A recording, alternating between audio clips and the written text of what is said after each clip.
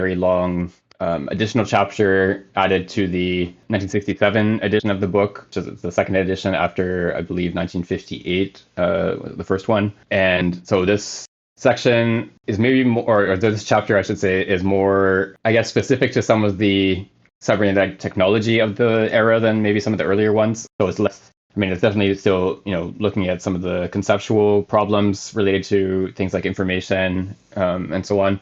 But it's also maybe more closely tied to the technology of the time. And in some cases that has maybe led to instances of things that are more out of date than the rest of the book, where he's, so for example, he talks about machine translation, and he suggests that this is kind of an impossible problem, that there's never going to be a machine that will be capable of translating a text. And, of course, this is something that we're familiar with today. So, you can get a pretty decent machine translation through Google or DeepL or any of these. So, yeah, in some cases, his empirical predictions turn out to be off the mark, but I don't think that entirely negates his arguments. So in the case of translation, for example, when you do run something through one of these machine translation tools, I mean, it's not perfect. You still get errors, and often those errors have to do with essentially something that in the original text was ambiguous, just at the sort of surface syntactic level, but that a human reader would never be confused by, based on either sort of the coherence of the text as a whole, that like only one of these readings actually makes any sense in connection with the rest of the text, or background knowledge that you as a sort of average person living in this society would bring to reading this text, or even some, it could be more specialized, like to this specific field, that only one of these readings makes sense given, the sort of background knowledge that someone who is familiar with this field would have. So in all these cases, the machine translation tool doesn't have that background knowledge or the capacity to sort of grasp the coherence of the text in the way that a human reader does. And I think it's still reasonable to doubt whether that is something that can really be resolved in the way that the sort of first order problem of taking a text in one language and producing a coherent, or an equivalent text in the other language in this sort of mechanical way without having any grasp of meanings, how that problem was solved. And so this is related to something that we've discussed in previous sessions that sort of arose in early instances of AI that were relying on knowledge bases. So the idea was like you sort of set up your AI system with a bunch of propositions that state, true, these are propositions that are true about some situation, the desk is next to the table or whatever.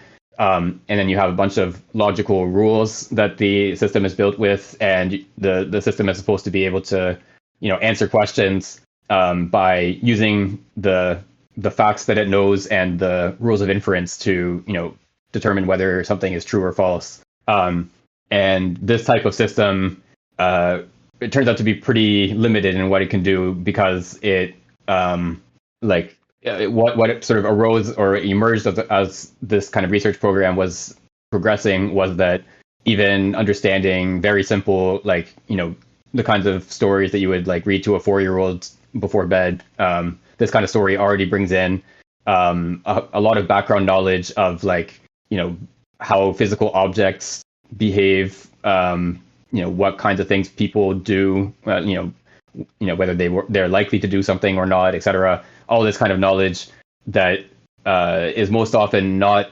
explicitly stated, that we don't normally write, that the table didn't sink down through the floor or whatever. This is not something that you would normally state in a story. But then the computer, if it doesn't have sort of the background knowledge that physical objects are impenetrable, or that they don't sort of spontaneously dissolve or whatever, if it doesn't have that background knowledge explicitly stated for it, then it's not capable of answering a question about whether the table has sunk through the floor. And so this same kind of problem, or a similar problem, I think would probably arise from attempts to sort of resolve that translation difficulty, the fact that these sentences that or portions of a text that are ambiguous just at the level of the syntax, but that a human reader has no issue understanding correctly, and then where the translation might pick the wrong interpretation of the original text, because in this case, like the disambiguation that the human reader does without any issue sort of relies on having some kind of background knowledge of, in some cases, just sort of general human behavior, or maybe it's like more specific to this field that, one of these interpretations doesn't make any sense, etc. So you have to bring in all kinds of background knowledge, and there's no sort of reasonable way, or it doesn't seem like there's any reasonable way of saying, like, if the text has this set of properties, that like sort of this syntactic structure, then you can retrieve the knowledge needed to disambiguate the sentences from this category. That, like, in certain cases maybe you can identify, okay, this is a text that is like a chemistry text, so therefore you should retrieve information from a chemistry database. But in general, there's not going to be a way to like delimit what knowledge might be relevant to disambiguating sentences in a certain text. It seems like this is the same kind of problem of like sort of appealing to background knowledge to understand something, and then as soon as you start trying to like as soon as you start trying to incorporate that background knowledge into your machine system, then like it just sort of proliferates endlessly, because like every piece of knowledge that you're trying to build into that system in turn relies on probably 10 or 100 other pieces of knowledge that you only then realize, oh, we need to tell it that the table didn't sink into the floor or whatever. So you never reach a point where you can say, okay, here are the sort of fundamental atomic facts that don't rely on anything else, that we can just sort of use as the basis for everything else in our system, and then now we can just sort of disambiguate everything and produce good translations based on this sort of unambiguous starting point. You always have to rely on some sort of knowledge, grasp of a situation that is probably never going to be fully translatable into explicit sentences that you could, code into a computer. So I think this general sort of problem is still there, even if the specifics of, whether translation is going to be possible didn't turn out the way that Ruyer would have expected. I think that's sort of true of many of the arguments that he gives here, even in cases where the technology of today doesn't have, the limits of the technology of the 1950s. It's still often the case that there's the attempts to develop a sort of mechanical approach to resolving a problem, breaking it down into individual parts and dealing with those parts, runs into the problem that, these operations would require, like in the case of a human, require this sort of grasp of a situation that is resistant to being broken down into that sort of kind of system of interacting parts. Okay, I'll stop here, and then we can pick up from I believe we were on 165. Sorry, I lost the page again. Steinbuch's matrices.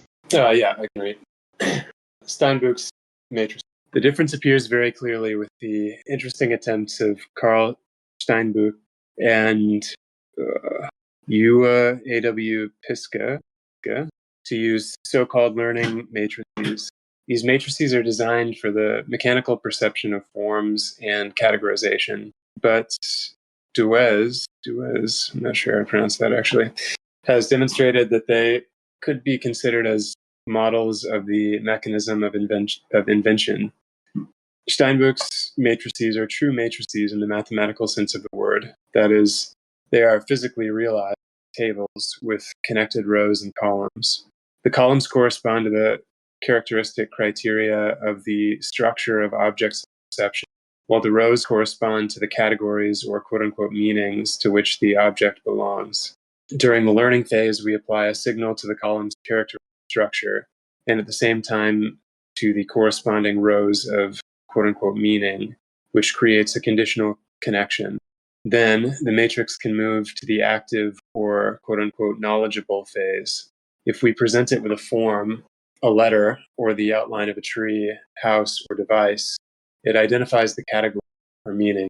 Conversely, if a category is indicated, it identifies some structural characteristics. We can set up these matrices to operate with non-binary but analogous signals in a way that renders them indifferent to a certain number of variations.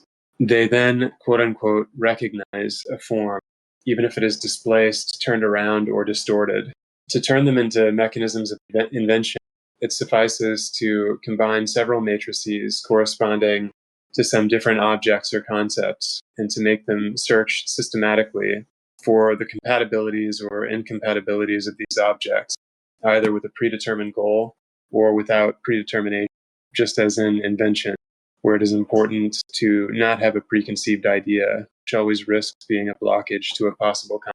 We see clearly on this type of question, the intuition is indisputable, that human or animal intelligence does not function according to Steinbuch's matrices. That is, by sort of scanning, combining a double input. At least intelligence in the elementary form of conscious intuition, or quote unquote insight intelligence in Kohler's sense, when an animal makes a simple detour or recognizes its nest, when a baby recognizes its mother in different clothes, when a man recognizes the nuts and screws in his toolbox, he uses the quote absolute surface quote character of the visual field. Form and signification are not dissociated, and they do not disappear into each other in the behavioral response. On the contrary, it is perfectly true that insight intelligence is quickly overwhelmed. Consciousness cannot always move directly from disorder to order. The scientist, and even the man in his ordinary life, then proceeds to examine possible combinations, first blindly, then systematically, like a non-spatial labyrinth. He then secondarily sets up something like quote unquote Steinbuch matrices. This is true for puzzle or quote, sliding block quote, problem, for example. That is, for all those tests, the matricial character, where it is difficult to visualize the intermediary combinations that constitute necessary detours toward the solution. Thus, the pass-along test, or weak test, in which 8 numbers placed on a surface of 9 places, one place being blank, must be slid in a way to change their order. The subject tested by this type of puzzle, after several practices, starts to discern and to form an idea of what is good or bad as an intermediary position. He senses the positions that are on the right track.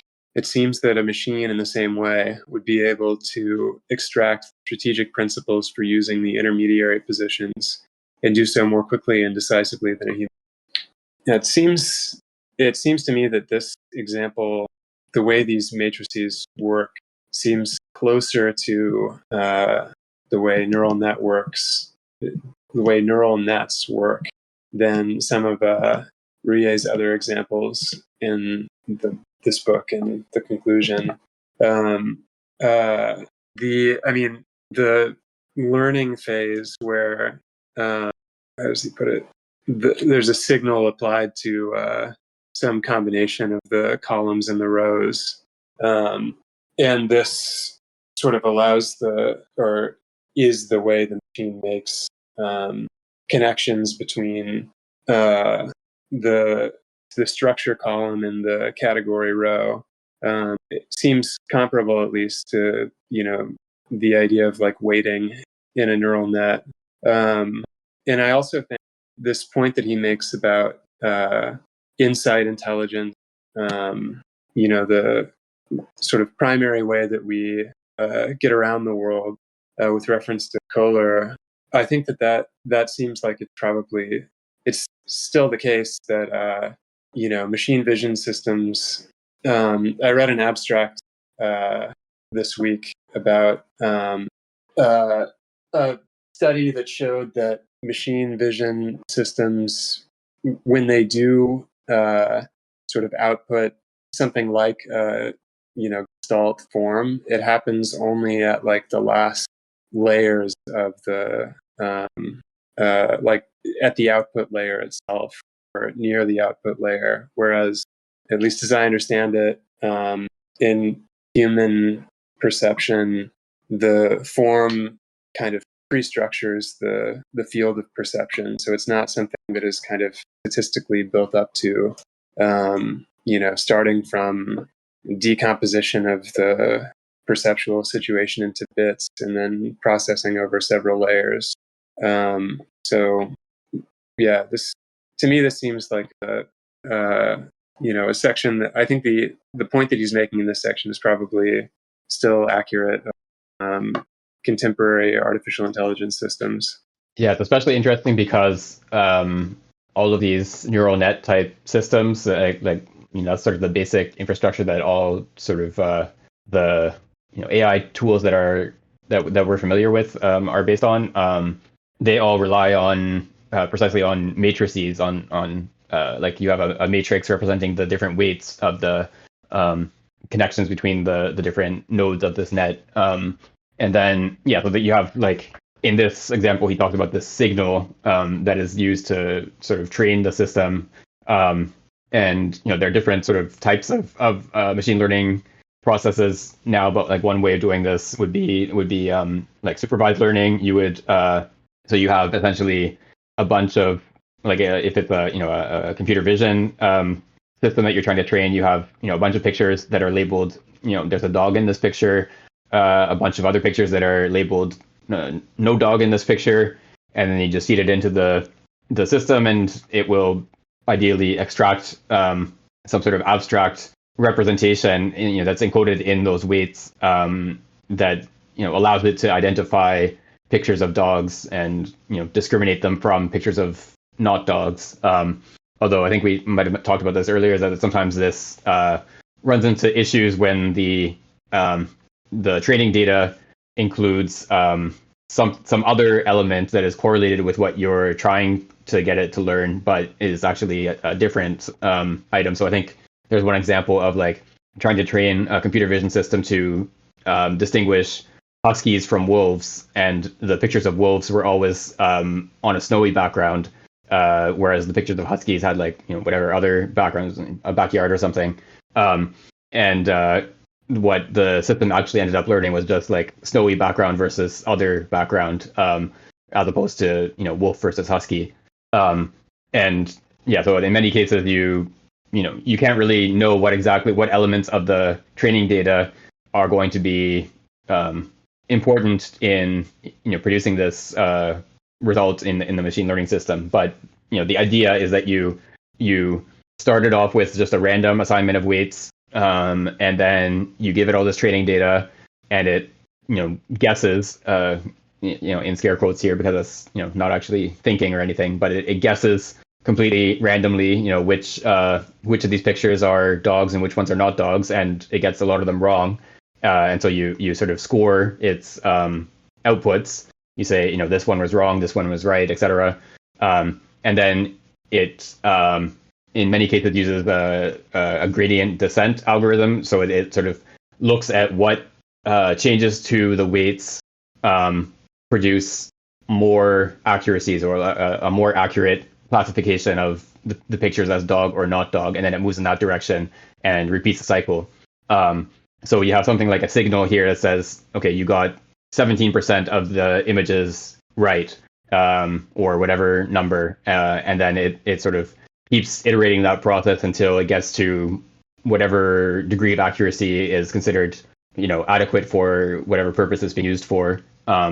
This is sort of like a very high level description of how a lot of machine learning systems work. And so it sounds like the types of systems he was describing here were, something along the same lines. I don't know specifically how they worked. But he also, so he distinguishes this from, he compares to some extent, but also distinguishes it from more what we would call sort of insight. And so in some cases when you're, like, solving a puzzle, so he talks about these, like, sort of fill in the blank type problems, you sort of arrive at the solution in one step. You can just sort of look at the problem.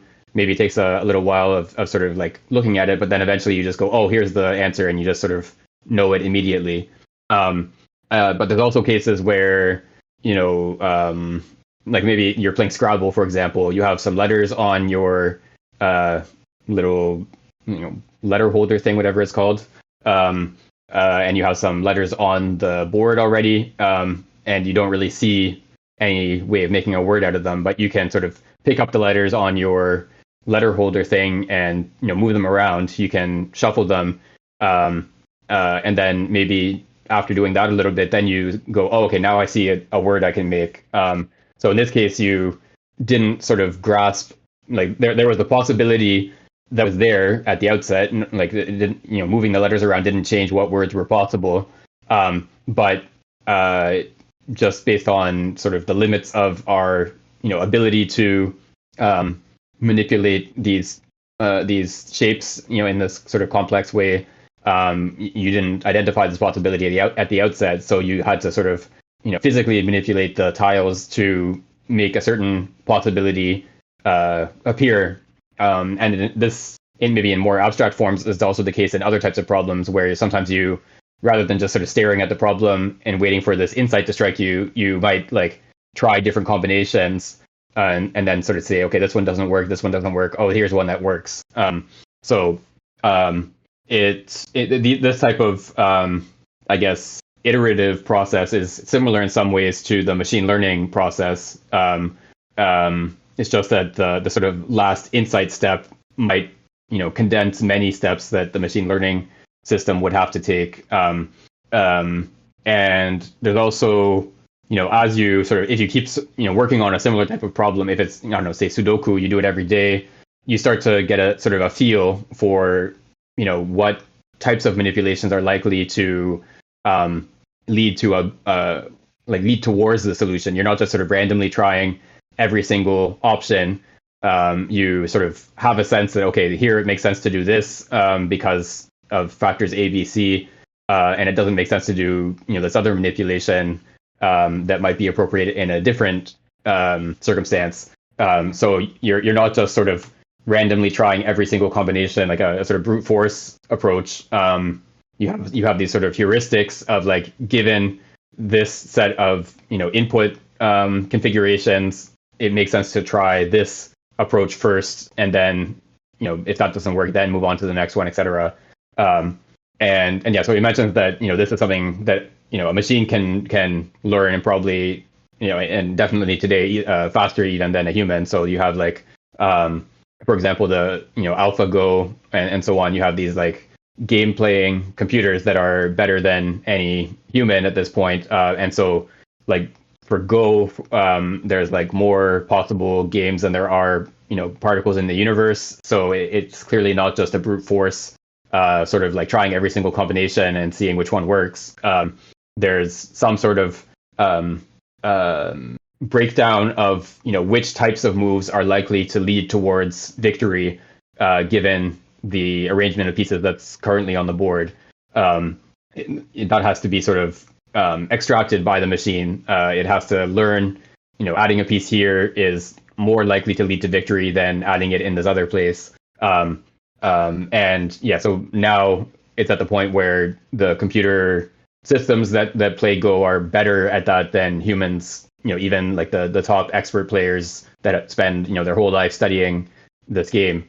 So yeah, this is an instance where there isn't really a sort of in principle difference between humans and machines. Like there are certain domains where machines are actually better than humans. There are others where humans are still better than machines, but it seems like that's not likely to remain the case forever. But yeah, so these kinds of like breaking down a problem and iterating until you find the solution, like that type of process is something that just because the machines can do so many more operations in a given amount of time than a person, it's often the case that yeah, you can equal or surpass human performance relatively easily, compared to the more difficult problems that require something like an understanding of the situation as a whole. It's kind of interesting that he says that a human or an animal will start from this intuitive or insight intelligence standpoint, and then if the living being becomes overwhelmed, then They may move to the more kind of step-by-step matricial intelligence mode. Yeah, it kind of reminds me of Heidegger's famous point in Being in Time about the present at hand only arising when something goes wrong in the ready-to-hand world. Yeah, that's a good point. I hadn't thought of that. Yeah, so this kind of insight or sort of immediate grasp of a situation, this is of course our sort of normal way of work, just managing our lives, navigating around the world. Like you don't sort of, a task like picking up your coffee cup, you don't sort of like sit there and calculate the angles that your arm has to move, or at least most of us don't have to do this. To try to like analyze the geometry of the situation. You just, pick up the cup without even thinking about it, while you're reading or watching a movie or whatever it is. And then it's only like, so sometimes if you say have a stroke or other kind of neurological damage, you might, really have to do something like calculating the angles and sort of figuring out how to move your arm in the right way until you sort of relearn how to do that. So in this case, you have like something, breaks down in this case at the physiological level. And then you are sort of presented with this more, I guess, like sort of geometrical problem of the angles in which your arms have to move. The other thing I was thinking of in connection with this is actually two things. So one is that so we've talked a little bit in the last couple of weeks about how some of these LLM systems that are around today are particularly bad at anything that requires like composition, like sort of a structured whole that is made up of parts that are related to each other in certain ways, or a similar sort of problem is like following step-by-step instructions or rules.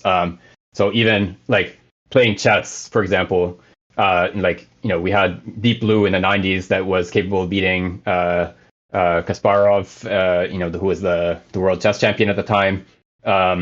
So if you think about like how much advanced there's been in computer technology since the early 90s to today, like these are pretty primitive computers compared to the ones we have now. But the like ChatGPT and these types of AI tools are not even capable of like following the rules of chess and only making legal chess moves. It's like, even if you explicitly give them, here are the rules of chess, don't make any moves that don't follow these rules, they are not capable of doing that. They're like, in some cases they've had to, like the researchers had to like build in like Python code that produced only legal moves in chess to sort of like force the system to only make legal moves. But that's like not really the LLM that learned how to play chess. It was like just sort of built into it that it could only make legal moves. So yeah, even the sort of most advanced LLM systems like are not really capable of like reading the rules of chess and only making moves that are legal. Whereas a human, I don't know, 12-year-old is probably capable of doing that pretty reliably. And so it seems like these types of systems are to some extent mimicking the kind of insight approach of like sort of taking in some sort of pattern and then producing the next pattern that sort of follows from that first one. But they are not really capable of this more systematic sort of step-by-step operation.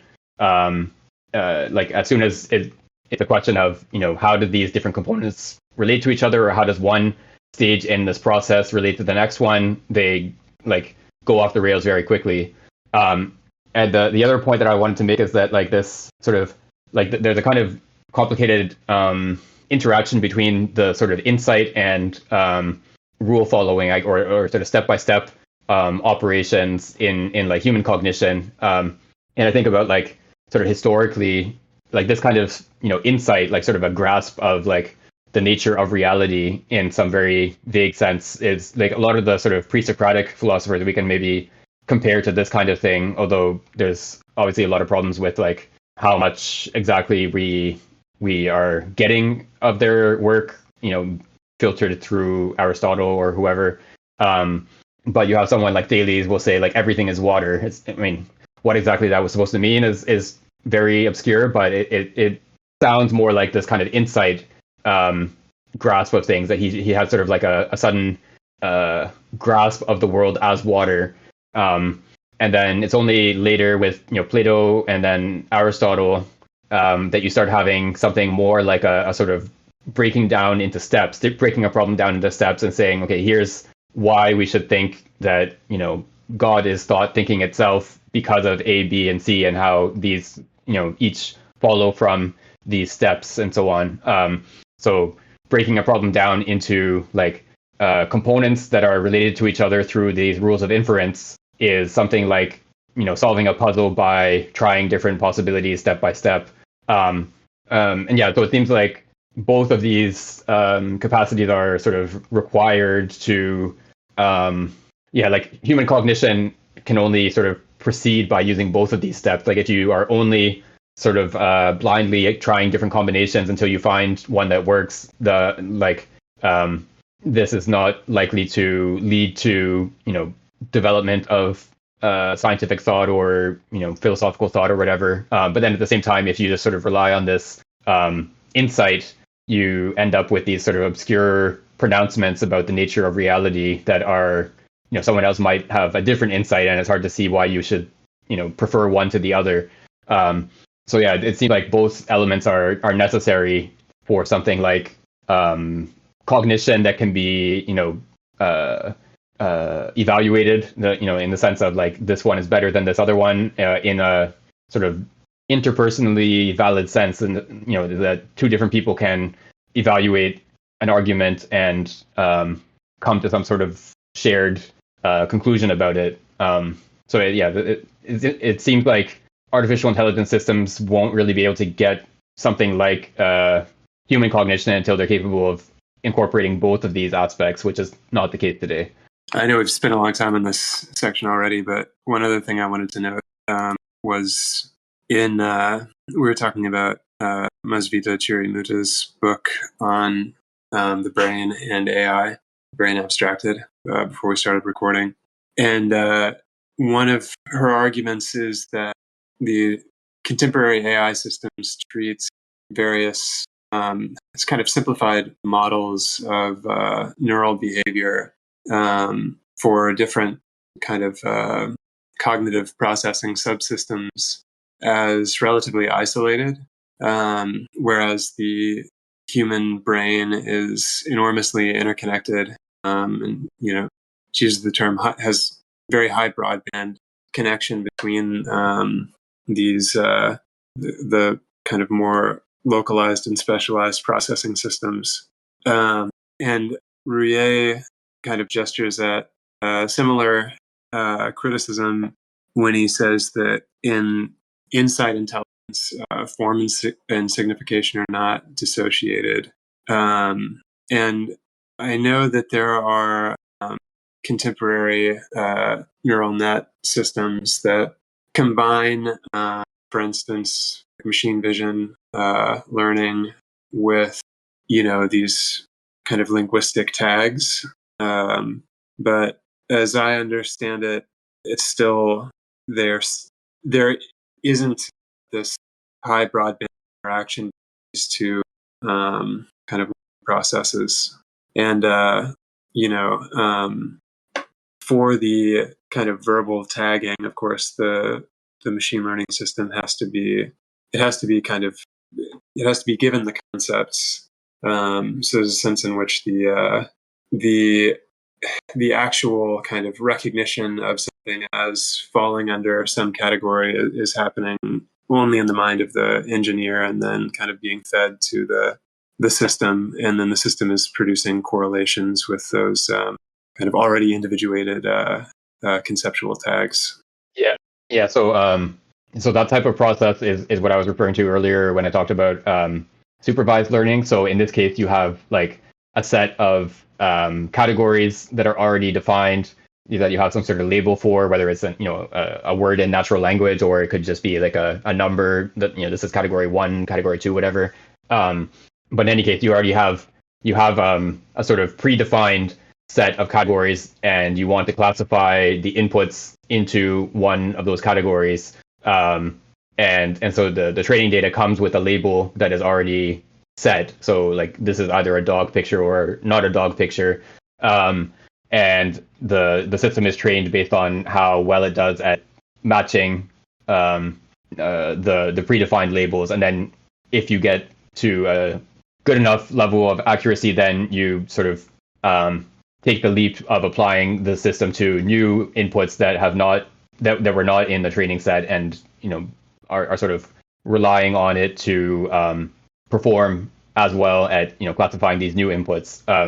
But the other or one other approach is unsupervised learning, in which you do not give it the labels already assigned. You just sort of give it a bunch of inputs, and all you tell it is, divide this into 4 categories or 10 categories or whatever, and then it will just sort of cluster the inputs, into that number of categories. And so it doesn't rely on a preset collection of categories that you have already assigned to the inputs. So you just give it a bunch of images, and it might group together the dog images, but it might also group together the images with like high contrast versus low contrast or whatever other feature of the image. It might even be pretty difficult for a human observer to like make sense of what it is that it's sort of relying on to classify these images. So in this case, it doesn't rely on a sort of preset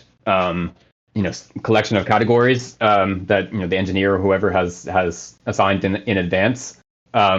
But I think one sort of key factor here is that human learning processes involve a kind of flexibility that is not present in this kind of system, in the sense that you can so a human might learn that a certain to take a sort of stock example, that you learn that swans are white. You've seen a bunch of swans, or someone has pointed to certain birds and said this is a swan, and those birds have all been white. And then you travel to Australia and you see a bird that looks a lot like the swans, except that it's black. And you at this point can decide that these birds are in fact swans, and being white is not a sort of intrinsic property of being a swan. That there are some swans that are not white. So you haven't just learned to take a certain label and apply it to a certain input. You've actually changed your concept of swan to you've broadened it and said that swans don't have to be white. Of course, you could also have just sort of kept the concept swan to mean the white bird, that has these other properties, and come up with a new word for these other birds that are similar to swans but are not white. And in some cases, there might not really be a good reason, like a sort of decisive reason that says one of these options is better than the other. But in general, humans are capable of not just learning to apply concepts that have been produced already to inputs, that might be different from what they've already seen, but also to sort of like at a sort of meta level to look at those concepts and say, should we modify these concepts as well? Like, is there some reason to say that these concepts are not suitable for this other category that wasn't sort of taken into consideration before, and maybe they need to be modified. And so even like if you're doing something like unsupervised learning with a machine learning system, and so you're not giving it a preset collection of labels to apply, you still have one sort of training run where you give it a bunch of input data, and it classifies it into 10 or 100 categories. But then at the end of that classification, it has produced some way of categorizing its inputs. It will not, unless you sort of build in another loop to this process, it will not say, okay, well, this categorization worked well under these conditions, but now that things have changed, I should reassess my categorization and classify these other these images under category 17 instead of category 43 or whatever. So it doesn't really have a capacity to sort of, analyze its own categorization and evaluate whether it is working well or not, or whether it should be modified. And this is related to like the whole problem with LLMs with hallucinations, where if you ask it something, if you ask ChatGPT some question, and for whatever reason it doesn't have like an answer ready that it can sort of extract from Wikipedia or whatever, it will just invent something that looks more or less plausible, and it has no way of sort of evaluating its own like state of knowledge. It can't say, okay, here's something that I actually don't know or that I have low certainty about, so I'm not going to give an answer. It just generates an answer no matter what. And so this sort of meta level analysis of the first order cognitive processes is another element that is characteristic of humans, that we can do this kind of flexible evaluation of whether our existing cognitive strategies are effective, and something that none of the existing AI systems are really capable of in any serious way. And yeah, maybe this is related to your point, Angus, in the chat here about like essential versus inessential features. So this is like in the case of the swans, it might have seemed at first that being white is essential to being a swan. That this is sort of like an intrinsic attribute of a swan. It's swanness implies being white. But then you encounter these other birds in Australia that are like swans in other respects, but are black. And then you can sort of decide, actually being white is not an essential attribute of being a swan. It's just sort of a contingent fact that the swans in Europe and Asia and wherever are white, but then these other swans are black. So yeah, a machine learning system, if you train it on the only white swans data, and then you present it with this black bird that is like a swan, it may decide that it's a swan, or it may decide that it's not a swan, depending on what features it's sort of learned as being sort of relevant to that categorization. But it's not sort of analyzing the concept of a swan to decide whether white is an essential attribute of swans or not. Okay. We spent like an hour on just one passage. But yeah, that's fine. I mean, that's part of what we do, is we can take as much time as we want. Okay, so I'll go on to the next one. Correction and invention. A related operation, almost indiscernible from invention, is correction, the restoration of degraded information according to its meaning. The filling in of the blank of a test matrix can be considered a correction rather than an invention. Correction is what allows the true multiplication of information by restitutio ad integrum of the spontaneously degraded text. The official thesis of cybernetics is that correction is not a true invention because it necessarily uses a redundancy of the quote-unquote message, which in general gives the same information twice or several times, on the one hand in a direct form and on the other in a syntactic form. A language obeys rules of spelling syntax, which are types of constraint that represent prior information for the receiver. If I read Les chevaux galopent, maybe to explain here, I'll read the whole sentence and then I'll explain. Sorry. So if I read Les chevaux galopent, the information, quote unquote, plural, is only given to me twice by the article and the noun instead of being given 3 times as it grammatically should be. So just to explain quickly here as an interjection. So in the French sentence, there should be a plural ending on the verb. It should be ENT at the end, but it's instead written just with an E, which is the singular form. Although in spoken French, there's no difference. But the fact that the subject is plural is still marked by the spelling of the noun chevaux and by the use of the article les instead of le. So you already have 2 ways of marking the plural, and the third one on the ending of the verb is redundant because you already, the plural, the fact that the subject of the sentence is plural is already marked in the article and the spelling of the noun. The correct form of the spelling of the verb has sort of redundant information, so you can easily just correct it when you read it. Okay, that's my aside here. Back to the text. But I don't have any difficulty restoring the plural of the verb in the text. A machine, as well as a consciousness, would theoretically be capable of restoring the text if it has the grammatical rules in its program. But this is the same dilemma as that of automatic translation. Either there are no contextual clues, in which case the man as well as the machine must hesitate, or there are, and then a machine can use them as well as a man.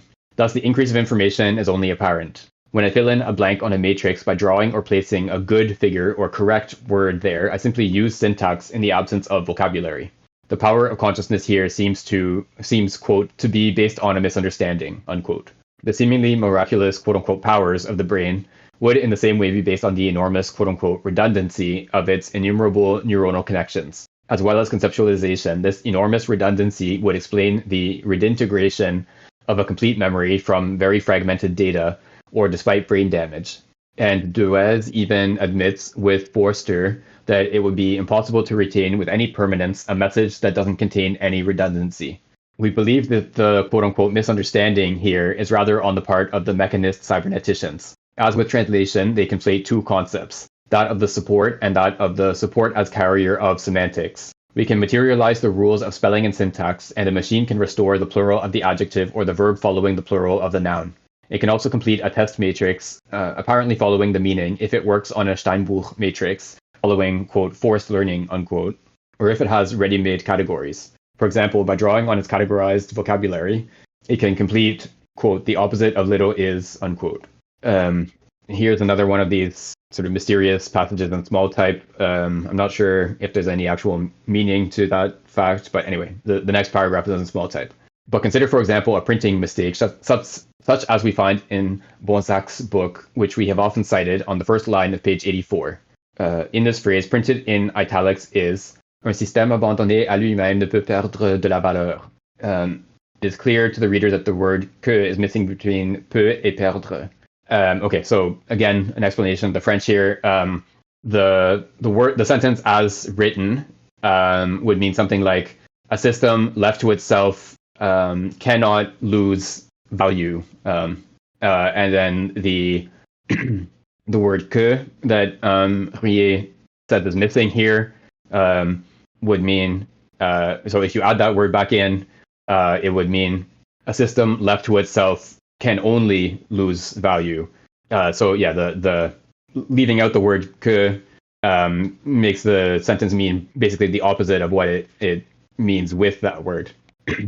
Okay. The printer makes Bonsac say the opposite of what he thinks.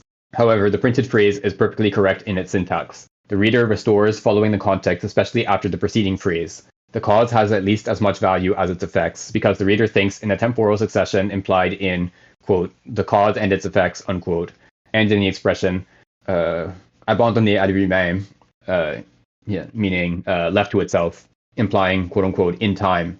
In short, he does indeed use the context, but the context in its meaning. Would a machine be able to accomplish this type of use? And above all, is it very clear here? Is it truly the only authentic scientific attitude to appeal with the mechanist to, quote, the structural richness and neuronal interconnections of the brain, unquote? Scientifically speaking, this type of explanation makes us think of Empedocles rather than Newton. Sorry, my PDF just froze. Okay, there we go. A thesis such as Spearman's would appear more scientific. This thesis explains correction, translation, and test completion through a process of deducing the relation or theme, that is, an eduction or a noogenesis. The process starts with incomplete terms and progresses to deducing first the relation and then the missing correlate. To reject a prejudice, such as in this case the spatialist prejudice, is to do excellent science, especially insofar as this conception of noogenesis is in good accord with the biological fact of the morphogenesis of the organism and the brain itself from a single cell, as well as its interconnections. The mechanists take this morphogenesis for granted, or they believe that their geneticist colleagues are capable of explaining it scientifically from nucleic acids alone with a micro-cybernetics. Since both seem equally mythological, we might as well reject the hypothesis that all reality is synonymous with, quote-unquote, the observable, or, quote, that which emits photons, unquote, in space, and instead adopt the postulate that the, quote-unquote, observable is connected with a, quote-unquote, participable domain of themes and meanings. From this perspective, brain consciousnesses are two-way converters between physical space and the superspace of themes, just as organisms in development, embryos, are the site of a one-way conversion of specific themes into their spatial realization. Cerebral perceptive consciousness emerges naturally from formative organic consciousness as a continuing development. the thesis of Duez-Forster mentioned above, which says, quote, that it would be impossible to retain with any permanence a message that doesn't contain any redundancy, unquote, may provide a plausible explanation of psychological memory as a property of the material brain. However, it makes the explanation of the formation of the brain with its quote unquote rich interconnections even more difficult. Where is the redundant biological memory directing the formation of this brain? It would need to have even more complex redundant interconnections. Duez's thesis is only the mechanistic disguise of the thesis, more in line with the experimental psychology of memory, which says that, quote, no memory is possible without a retrieval of the semantic context, meaning, or themes, and without psychological redundancy, unquote. Yeah, this bit of, putting the French in the text in some places and then translating parts of it, it's just weird. I don't know why they do that. In any case, this is a good instance of the types of problems that I brought up at the beginning in translation. So if you were to take this book with the typo or the missing word and run it through DeepL or whatever, it would give you a perfectly accurate translation of the text as written. It would, say a system left to itself cannot lose value. But the fact that that sentence doesn't make any sense, in connection with the previous sentence, wouldn't trouble the machine at all. It would just, produce a accurate translation of that one sentence. Whereas a human reader, who is sort of following the argument and the coherence of the text, would say, okay, here there's a word missing or something has been translated wrong or whatever. And this is something, when you like in philology, when people are looking at manuscripts of Plato or whatever it is, there's some cases where like there's a word that clearly doesn't make any sense in this context, and you try to guess, okay, this word may be like a mis transcription of this other word that would make sense in this context, and there are some cases where there's like a pretty widespread consensus on like the correct reading. This manuscript was corrupted, and the original text was X instead of Y. In other cases, there's debate about what the correct reading is and so on. But in any case, the human reader is capable of like reading a text as a coherent whole or as a sequence of coherent steps of an argument and saying this word can't be the correct word in this context. It just doesn't make sense. Whereas, of course, a machine translation tool or some sort of machine processing of a text, at least so far, is not capable of doing that kind of evaluation. Although on the other hand, you have like in Microsoft Word, you have spell check, but you also have grammatical checks that will tell you, oh, like you've missed the plural ending on the verb or whatever. It's capable of doing certain simple evaluations, although I would say its accuracy is not that great. It sometimes tells you things are wrong when they are not. But yeah, so this kind of more, I guess, context-dependent operation on a text is already not that great. Not something that existing AI systems are very good at. Like just sort of the internal coherence of a text, and then on top of that, anything that requires like background knowledge, like is this something Plato would conceivably have said, given what we know about his thought in general. That sort of background knowledge is not really something that any of the existing systems are even sort of like remotely capable of applying to analysis of a text. So yeah, this is a good, I think, instance of sort of presenting the kind of problem that existing like today's AI systems, not to mention the computers of the 1960s, are not really capable of addressing, or don't really seem even are not even sort of promising to be able to address in the near future, it seems. Hello. I have a question, if I may. Yeah, of course. Go ahead. Yeah, thank you. So I'll go back at to previous points that you guys mentioned. I haven't read the book, honestly. I've been wanting to order it, but I couldn't find the paper cover of it over here. But anyway, you guys mentioned Heidegger for the object or their tool analysis, and for example, that only things will arise when there's a problem to them and stuff.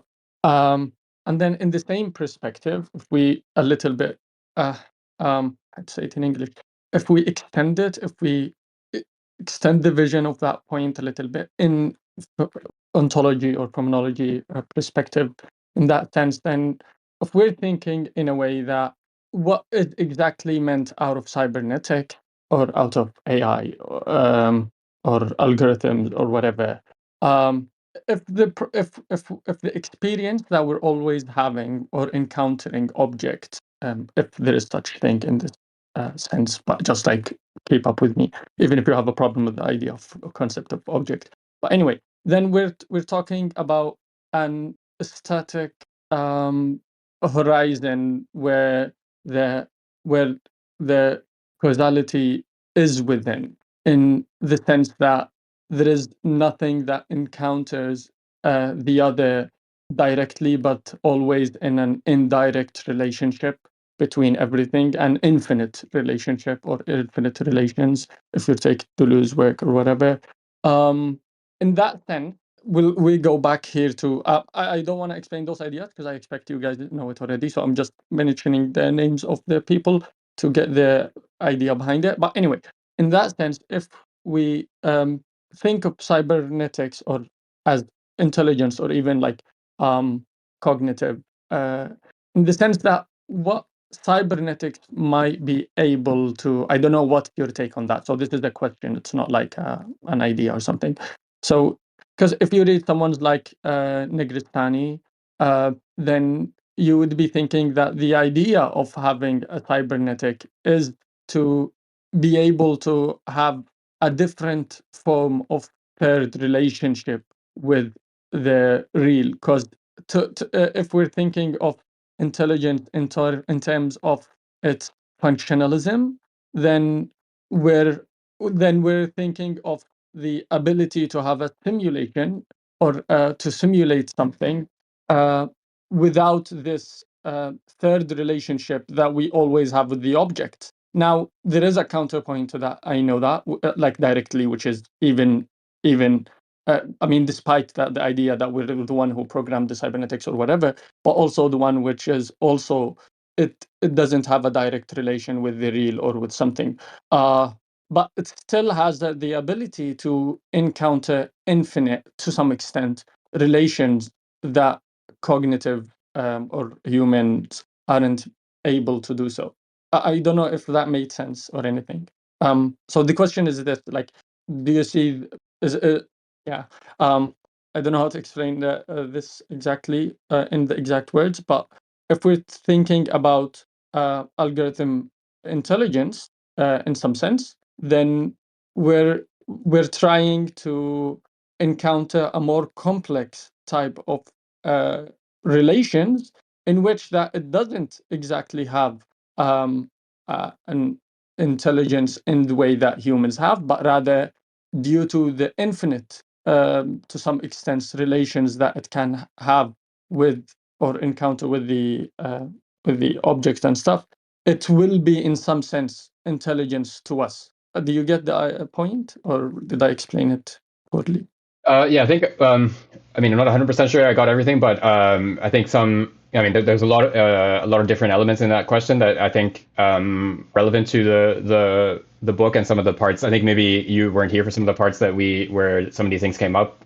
So he did talk. I think it was a couple of weeks ago that we read this passage about the Turing test, which is, of course, the famous proposal from Alan Turing that we should regard a machine as intelligent if its sort of capacity to communicate in this sort of imitation game is indistinguishable from a human's. That the human observer can't determine whether they're communicating with a machine or another human.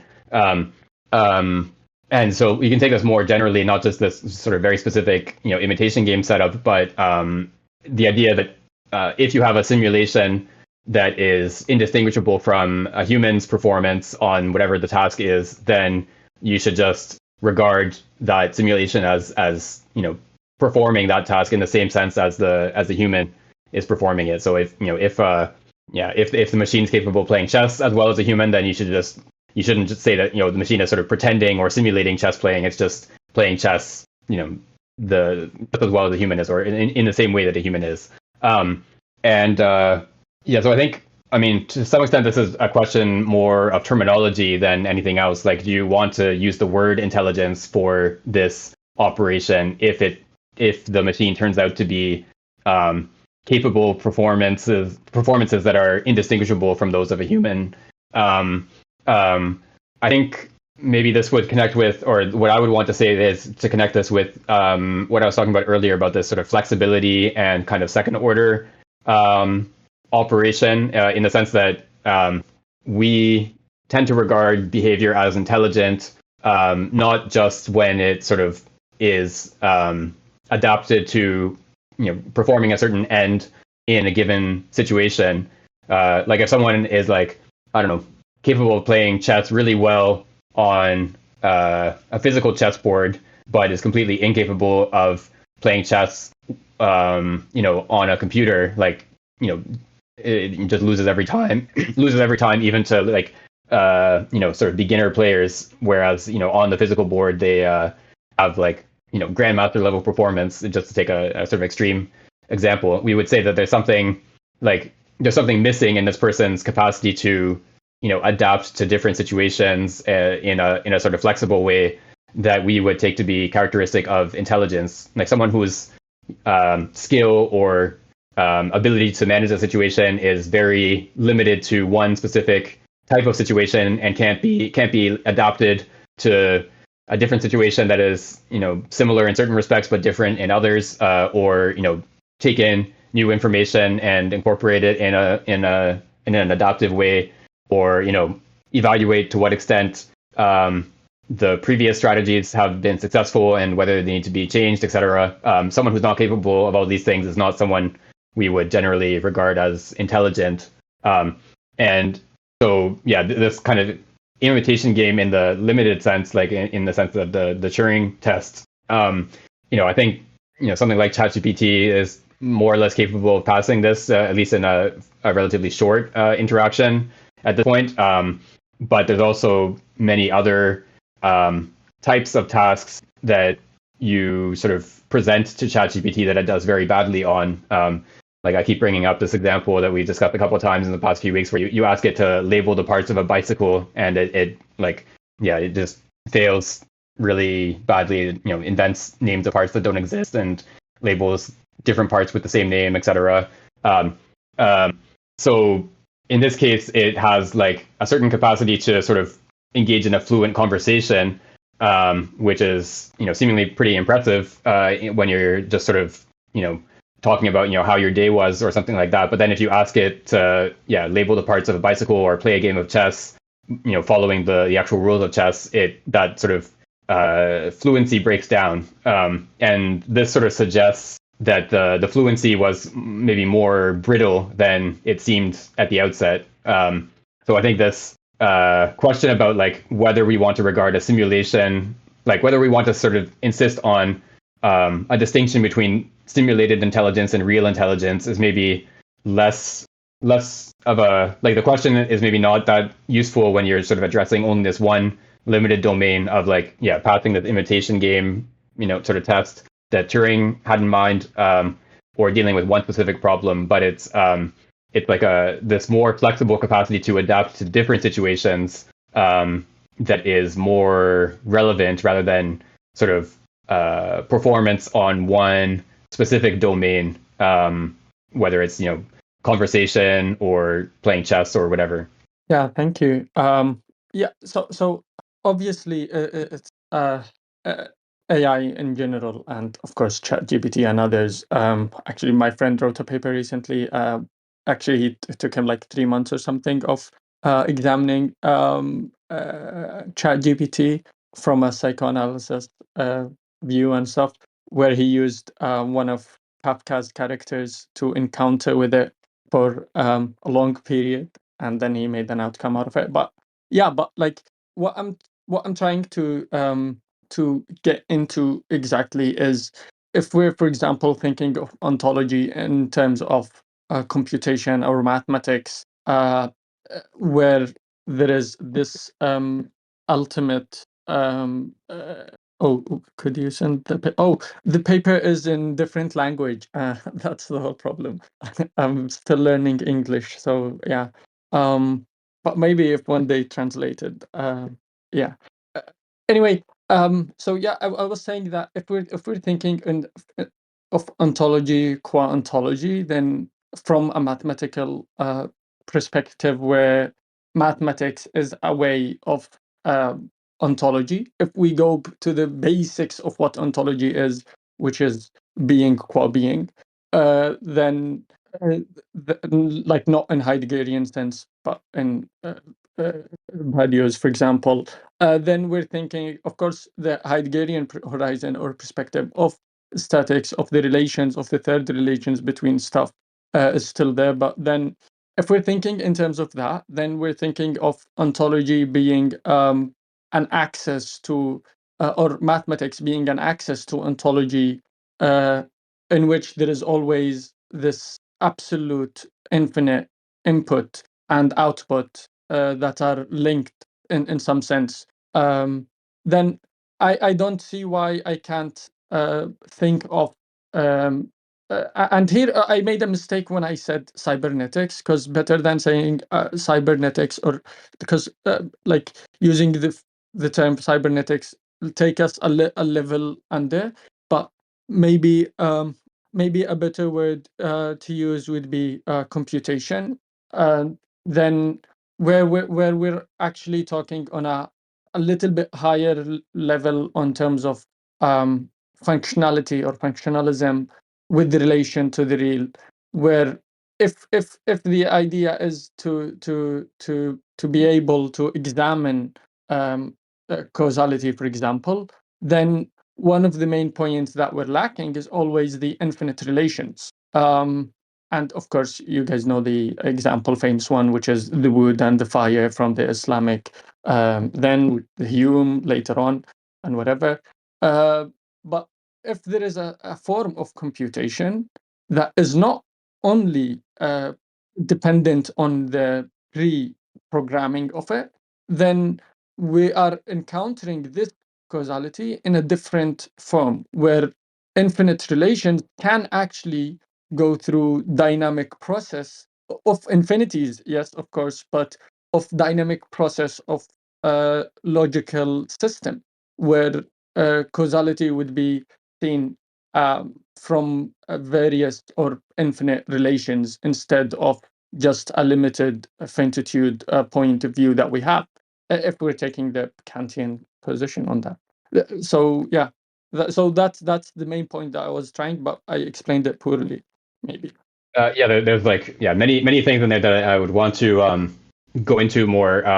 But yeah, so some of them I think are maybe not too closely connected to this text. So that like the ontology and mathematics connection is something I'm very interested in general, but I think is not specific to this text. The question about so maybe I'll start with the concept of functionalism here. So I think wow, 2 years. Okay, that makes me feel bad about my language learning efforts. So the concept of functionalism in philosophy of mind, for example, is often used to refer to. So the idea is that you would sort of, or it's often expressed in terms of like hardware and software, in the sense that mind would be something like software, and then brain would be something like hardware. And the sort of analogy that's often made is that if you're trying to understand like the functioning of a computer, it's often much better to actually look at how the software is designed rather than trying to like follow the circuits on the circuit board in the computer and trying to trace like the path of the electrons and so on. Like if you were to try to do this to predict, what the computer is going to do, you would, obviously, run into very quickly, the fact that these circuits are extremely complicated. Whereas if you follow at the sort of software level and you're saying, okay, this computer is running a program that, I don't know, adds two numbers together, then it turns out to be quite easy to predict what the computer is going to do. And so this sort of distinction between the hardware and software levels in the computer is taken like as a sort of analogy for the distinction between brain and mind in philosophy of mind. And the idea is that like even though of course we do have to suppose that brains are essential for intelligent behavior or any sort of behavior in humans, we can sort of look at the mind level in abstraction from the specifics of the implementation in the brain and treat the mind as a sort of hardware, sort of software program that runs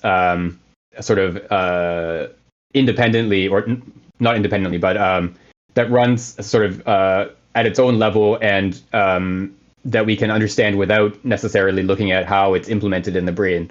And so here, like you treat each of these sort of cognitive or mental or psychological functions as sort of operating in relation to other, cognitive, psychological, whatever functions, rather than as sort of relating to a specific, region of the brain or whatever it is. So it's kind of abstraction from the details of implementation in a physical structure in the brain, and just looking at it from the perspective of how these different cognitive processes relate to each other. And I think so to tie this back, I guess, to Ruyer and AI or computation. So like computation in general is often taken to be a sort of is something at the level that abstracts from physical implementation. So you can compute the same function on, say, an electronic computer, or using a slide rule, or I don't know, some sort of elaborate. There are these biological computers that use like interactions of DNA and so on to compute things. So you can run the same function on very different types of computers. There doesn't need to be any sort of physical property that all these objects share that makes them capable of computing the same function. And so here, like, this is a kind of decomposition of a performance or an action that sort of abstracts from the physical events that need to happen for that action to be performed in the real world. And so I think maybe this is something, I mean, I haven't really thought this through, but it may be connected in some ways to what Ruyer talks about in connect as this like realm of ideas or values. So he describes this kind of non-spatial realm that that we in our behavior are realizing, and not only our behavior as formed organisms, but also the behavior of the egg as it develops into an adult. This sort of developmental process is also a realization of these values that are non-spatial, sort of bring themselves into being in the spatial realm. So yeah, I wonder if there may be some sort of connection there. I haven't really thought that through, but there may be some sort of connection between this sort of abstract level of computation and this non-spatial realm of values that Ruyer talks about. Something interesting to think about. Yeah, the connection you brought up to Heidegger, it was something I was thinking about when reading for today, with respect to that study that I mentioned about Gestalt perception in machine vision systems, and how the Gestalt kind of Gestalt-like forms only show up at the kind of the later levels of the process, in distinction to human perception, where it's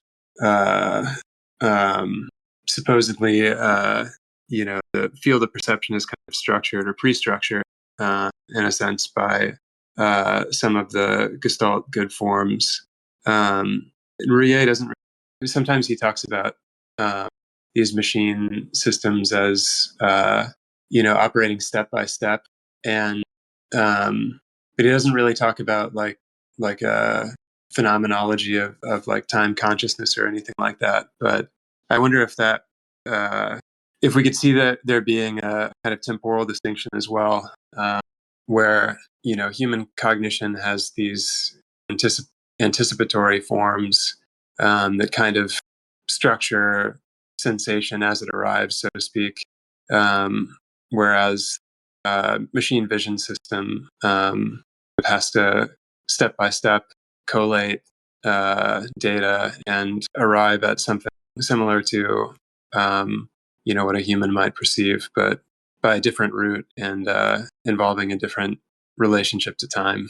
I think the point about time is interesting because he doesn't really talk about time, I think, at all in this book, or like sort of incidentally. I think maybe where he might, talking about like time in connection with this book, it would be a kind of extrapolation, just because he doesn't really talk about it. But I think maybe where he would, or where I would want to sort of separate what he's doing from like a more phenomenological approach is this notion of a horizon or background. I think for Heidegger and probably also for Husserl, like this is something that can never really be like there's a kind of intrinsically background, if that makes sense. It's something that can never like be brought into the foreground.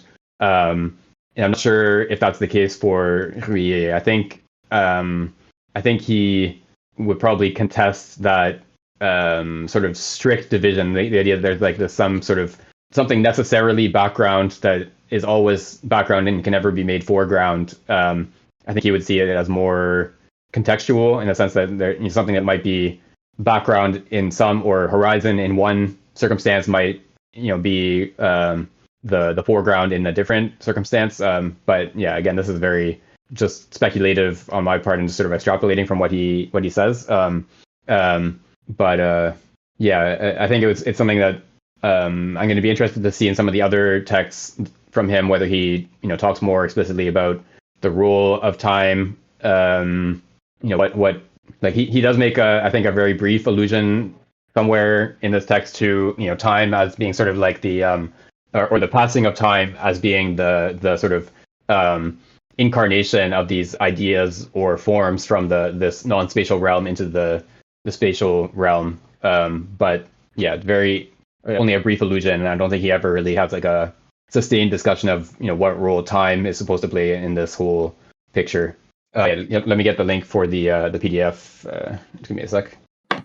Yeah, in a way, even though Ruyer critiques spatialization at times, and he refers to this kind of axiological space as transspatial and transtemporal.